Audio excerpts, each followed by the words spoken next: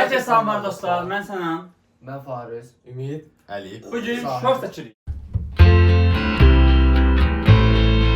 Deməli, şortumuz nədən ibarətdir? Bir futbolçu var ekranda, siz onu görürsünüz. Uşaqlar bilmirlər haqqı var. Bir dəfə təxmin etmək haqqı var. Keçdik suallar. Premier League oynayır.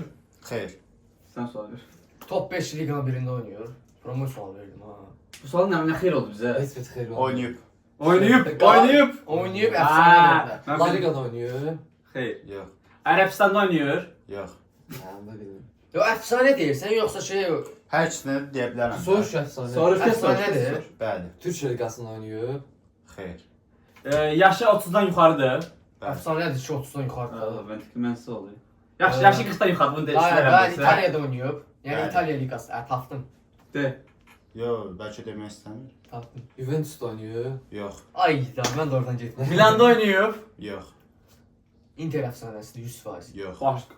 Aa, Hə, nə olsun? Hemen değilim ne olur ha. Totti. Yox. sən də qırıldın. Ha, işte. Sən X. Mən sual verirəm. Yaşı 50-dən yuxarıdır. Bəli. Aa, bildim kimdir.